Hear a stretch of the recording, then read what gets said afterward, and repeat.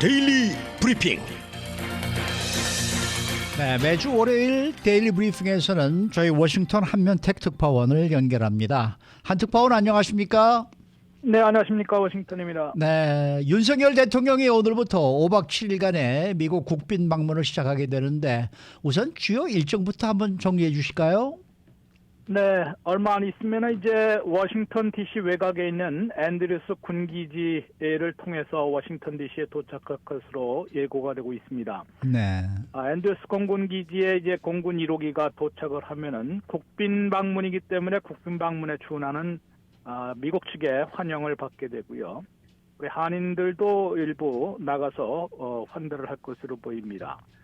곧바로 이제 영빈관인 그 플레이하우스의 여장을 풀게 되는데요. 백악관 인근에 있는 플레이하우스에서 여장을 풀고 오늘 저녁에 첫 번째 공식 일정으로는 우리 워싱턴 한인들, 워싱턴 DC 주변에 있는 워싱턴 한인들과 동포간담회를 갖도록 되어 있습니다. 워싱턴 DC에 있는 콘레드라는 호텔에서 만찬을 겸한 그런 동포간담회를 갖게 되고요. 이미 초대 손님들은 워싱턴 영사관에서 초청장을 보냈고 또 언론들에게도 취재가 허락이 되어 있습니다. 그 다음에 이제 오늘은 그렇게 큰 다른 일정은 없는 것 같고요. 우리가 아무래도 이제 올해가 한미동맹 70주년이기도 하지만은 또 미국 이민을 시작한 지 120년이 된 해가 아니겠습니까? 그러다 보니까 260만을 넘고 있는 미주 한인들을 격려하는 그런 자리부터 마련하는 것으로 해석이 됩니다. 내일은 여러 행사가 있는데 바이든 대통령 부부와 함께 이제 한국전쟁 기념비를 함께 방문해서 네. 또 이 70년 된 한미동맹을 다지는데 초석을 놓은 그런 그 참전용사들 또 사나운 미군 호국영정들에게 이제 헌화하고 이제 참배하는 그런 모습을 보여줄 것으로 예고가 되고 있습니다. 바이든 대통령 부부 초청으로 또 이제 친교 시간도 갖는 것도 있고요. 또 경제 우주 협력 이런 일정도 있는데 한미 첨단 산업 포럼에 참석을 하고 또 나사의 고다드 우주센터 워싱턴 DC에 있는 그곳도 방문하는 일정이 되어 있습니다. 아무래도 하이라이트는 4월 26일 수요일이 되겠습니다. 국빈 방문에는 이제 백악관 오전 10시에 백악관 사우스론에서 이제 공식 환영식이 열리게 돼 있습니다. 네. 반드시 그는 열리게 돼 있고 이때 이제 워싱턴 한인들도 이미 초대를 받아서 대거 참석을 해서 함께 축하하는 또 이제 환영하는 그런 행사를 갖게 됩니다. 한미 정상회담은 이제 오벌 오피스에서 주로 열리고요. 또 공동 기자회견도 예정이 돼 있습니다. 국빈 만찬은 이제 저녁 때는 200명 조금 안 되는 인원이 겨우쯤 들어갈 수 있는 협소한 백악관 내의 식당에서 국빈 만찬이 이루어지게 됩니다. 정상회담에서는 여러 가지 의제는 이미 정해져 있는데요. 북핵 대응, 또 경제 기술 협력, 우크라 등 국제 이슈 여러 가지를 이제 논의한다는 큰 의제만 지금 밝혀놓고 있습니다. 4월 27일에는 또 상하원 합동회의에서 연설을 하는데 영어로 연설을 한다고 되거든요. 30여 분간 40분 가까이 영어 연설을 하기 때문에 어떤 메시지를 내놓을 것인지 또 워싱턴 연방 의원들로부터 어떠한 이제 환대를 받을 것인지도 주목거리라고 할 수 있습니다. 그러면 이제 4월 27일에 이제 워싱턴 일정을 마무리하는데 여기서 눈에 띄는 것이 또 미군 수뇌부로부터 정세 브리핑을 받는 그런 일정까지도 되어 있습니다. 미군 수뇌부가 합참의장을 비롯해서 아마 각군 참모총장이 참석할 것으로 보이는데 이때 정세 브리핑을 하는 것도 그만큼 국빈 방문이기도 하지만은 그만한 한미 동맹이 지금 70주년을 맞고 있기 때문에 맹방에 이제 대통령에게 그런 안보 브리핑까지 하는 그런 모습을 보여주고 있고요. 국빈 방문하면은 워싱턴 DC 외에도 1개 이상의 도시를 방문하도록 돼 있거든요. 이번에는 서부 지역이나 남부 지역은 아니고 보스턴으로 정해져 있습니다. 보스턴에 가서 이제 27일에 가서 28일에 MIT 대학 또 한미 클러스터 라운드 테이블 같은 것을 갖게 되는데, 클러스터라는 게 이제 창업사라든가 또 벤처 캐피탈 그 관계자들과의 기탄 없는 대화를 갖는 시간을 마련한 모양입니다.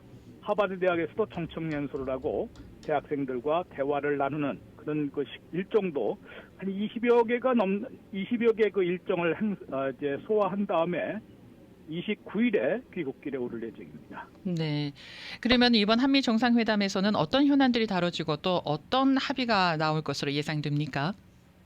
네, 뭐 어찌 보면 좀 이 정상 외교라는 것이 말에 성찬이 될 수도 있고 좀 뜬금없는 그런 실질적인 것은 공개가 안 될 가능성이 있거든요. 네. 뭐 그런데 이제 아무래도 윤석열 대통령이 외신과의 회견에서 여러 가지도 얘기를 했고 민감한 현안에 대해서도 한 발짝 예상을 깨는 그런 발언을 해놓았기 때문에 아무래도 이제 백악관 정상회담에서 합의 내용이나 또는 공동회견에서 질문에 대한 대답을 하는 과정에서 어떤 것이 이제 좀 색다른 것이 나올 가능성은 분명히 있다고 할 수 있습니다.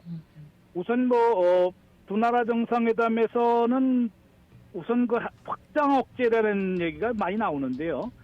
북한이 지금 핵미사일 위협을 고도화시키지 않고 있습니까? 네. 이제 고체연료까지 한 화성 18형을 발사를 했는데요. 고체연료가 왜 중요하냐면은 액체 연료는 주입하는데 시간도 많이 걸리고요. 그 움직임이 포착이 됩니다. 그러다 보면은 어떻게 보면 선제 타격할 수도 있고 여러 가지 시간으로 벌 수가 있는 반면에 고체 연료를 쏘는 ICBM의 경우에는 언제 어디서 쏠지를 모르고 그것을 미리 경고를 받지 못하기 때문에 그만큼 더 위험하다고 할 수 있습니다. 그런 고체 연료까지 지금 고도화시키는데 그럼 한미의 연합 대응도 달라져야 될 거 아니겠느냐. 네. 이제 확장 억제라는 것은 뭐 여러 가지 핵무기를 사용한다라면은 뭐 핵무기로 보복한다는 건 뭐 기본이고요. 뭐 해구산이를 비롯해서 미사일 방어망 모든 전략 자산들을 총동원해서 보호하겠다는 것이 확장 억제라는 개념인데 이게 새로운 말은 물론 아닙니다. 오래전부터 2006년부터 해구산 대신에 확장 억제를 하는데 여기에 지금 한국이 하나 더 바라고 있는 것은 이것을 좀 기획과 실행 단계 또 나중에는 핵무기를 진짜로 북한을 향해서 사용할 그런 결정을 해야 될 가능성이 그런 그 시기가 올 수도 있는 것이거든요. 이때에도 한국이 직접 참여해서 핵사용권은 전적으로 미국 대통령의 고유 권한입니다. 그렇지만은 이제 그것을 명령할 고유 권한을 뭐 침해할 수는 없지만은 한국이 그래도 특히 한반도에서 그런 사태가 벌어졌을 때는 직접 참여해서 상당히 그 의견도 내고 소리도 내고 이게 좀 조금 말이 어려워질 수도 있는데요. 여기에 뭐 비토권, 거부권까지 또는 뭐 그런 소리까지를 요구할 수는 없는 것 같은데 아무튼 이것을 좀 실질적으로 구체화하는 그런 절차를 마련해서 공동 선언이라든가 공동 합의문에 담는 그런 지금 움직임이 있는 것 같습니다. 그래서 이제 공동 선언문이 나올 때 한번 봐야 되겠고요. 또 공동 기자회견에서 이에 대한 질문이 집중적으로 나올 텐데 과연 얼마나 어느 정도의 수준으로 미국이 확장 억제의 그 실행 단계에서 한국을 참여시킬 것인지 어떤 절차로 그것을 명문화해서 앞으로 실질적으로 보장해 줄 것인지 이것이 상당히 민감한 문제이기 때문에 주목을 많이 끌고 있는 것 같고요. 그 다음에 뭐 한국이 지금 이제 바이든 민주당이 실행하고 있는 인플레이션 감축법이라든가 반도체 칩스 법안 같은 것 때문에 지금 모조리 지금 한국 기업들이 엄청난 혜택에서 제외되고 있는데 이것을 뭐 정상회담 한 번만으로 당연히 뭐 보장받을 수는 혜택을 다시 받을 수 있는 그런 상황은 아닌 것 같고요. 어떻게 바이든 행정부 또 연방의회에서 앞으로 좀 무슨 선물을 하나 줄 것인지 이런 것도 한번 지켜봐야 될 것 같습니다. 아직까지 나오지 않는 것으로 볼 때는 뭐 조금 파급 효과를 키우기 위해서 그렇든지 아니면은 뭐 정말로 이게 그렇게 쉽지만은 않은 문제이기 때문에 그냥 넘어가는 그런 상황으로 해석이 되고 있는데요. 말만 지금 경제 기술 협력을 강화한다고 구체화한다고 하는데 한국이 받을 수 있는 선물이 이번에 나올지 좀 관심이 쏠리고 있습니다. 지금 122명의 경제사절단이 한국의 5대 그룹 총수를 포함해서 122명의 경제사절단이 함께 이제 미국으로 갔는데 이게 좀 네. 도움이 될까요? 경제적으로? 네, 뭐 그건데 이제 벌써 아주 오래전부터 로비를 했는데도 네. 뭐 전혀 반영이 안 됐거든요. 예. 왜냐하면 특히 이제 전기차나 그 배터리에 대해서 한국 기업들은 다른 나라와 조금 상황이 다르지 않습니까? 네. 지금 조지아를 비롯해서 여러 군데에 100억 달러 이상을 투자를 해서 지금 신설 전기차 생산 공장과 배터리 생산 공장을 짓고 있는데도 이 시간이 걸리는 겁니다. 한 2년, 3년 걸리기 때문에 그때까지 그레이스 피리어드 유예 기간을 좀 달라고 해도 이게 안 됐습니다. 왜냐하면 이제 법을 개정해야 되는데 아시는 대로 뭐 인플레이션 리덕션 액트라든가 칩스 법안 같은 것도 바이든 민주당이 일방통행으로 겨우 이제 가결을 해가지고 시행하는 것인데 네. 여기에 또 시행하는 도중에 시행 초기에 지금 또 이것을 개정하라고 하니까 누구도 이렇게 쉽게 나서지 못하고 있는 것이고요. 조지아 현대기아차의 그 전기차 공장을 짓고 있는 조지아 연방 상원의원이 이것을 개정하겠다고 이제 법안까지 네. 제출을 했었지만은 그렇게 쉽사리 보장받지는 못할 것으로 보입니다. 네. 네, 네.